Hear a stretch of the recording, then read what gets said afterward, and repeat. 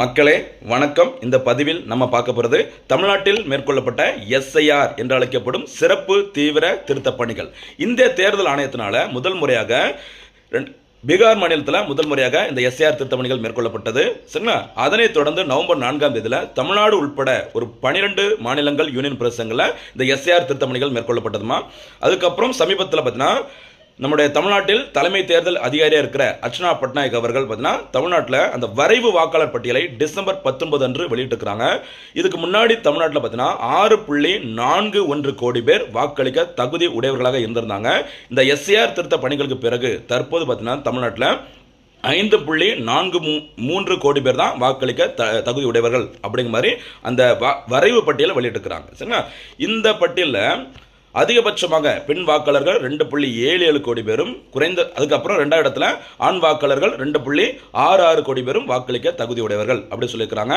அந்த மொத்தம் நீக்கப்பட்ட வாக்காளர்களின் எண்ணிக்கை பார்த்தீங்கன்னா கிட்டத்தட்ட 97 லட்சம். ஓகேவா? இதில் அதிகபட்சம் எங்கே அப்படின்னு பார்த்தீங்கன்னா நம்ம சென்னையில் தான் அதிகபட்சம் இந்த வாக்காளர்கள் நீக்கப்பட்டிருக்கிறாங்க. இரட்டை வாக்குப்பதிவுகள் கொண்டவங்க, தவறான அந்த முகவரி கொடுத்துருக்கிறவங்க, சரியாக ஃபில்லப் பண்ணி கொடுக்காம இருந்தவங்க, சரிங்களா, அப்ளிகேஷன் ஃபார்ம் கொடுக்க வரும்போது அதை வாங்குறதுக்கு ரெடியாக இல்லாமல் இருந்தவங்க, இவங்களோட பேர்லாம் நீக்கி ஓகேவா?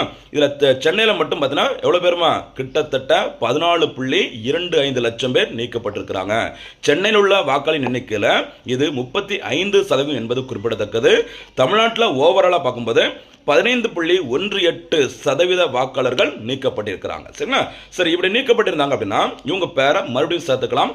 சரியா? அதாவது பேர் இருந்து விடுபட்டு இருந்தாலும் தவறான முகவரி, தவறான பேர், ஏதாச்சும் ஒரு கரெக்ஷன் திருத்தங்கள் இருந்தா அப்படின்னா இது எல்லாமே சரி பண்ணுறதுக்கு ஜனவரி 18ஆம் தேதி வரைக்கும் நமக்கு டைம் கொடுத்துருக்குறாங்க. அதுக்கப்புறம் பார்த்தீங்கன்னா பிப்ரவரி 17ஆம் தேதியில் இறுதி வாக்காளர் பட்டியல் வெளியிடப்படும். சரிங்களா? அதில் யார் பேர் இருக்குதோ அவங்க தான் 2026ஆம் ஆண்டு தமிழ்நாட்டில் நடைபெறவுள்ள சட்டமன்ற தேர்தலில் நம்ம போட்டியிட முடியும். இந்த பதிவிற்கான கேள்வி, எஸ்ஐஆர் என்பதன் விரிவாக்கம் என்ன? சரிங்களா? தற்போது இந்தியாவின் தலைமை தேர்தல் ஆணையராக இருப்பவர் யார்? மறக்காம இதற்கான பதில்களை கமெண்ட்ல சொல்லுங்கம்மா.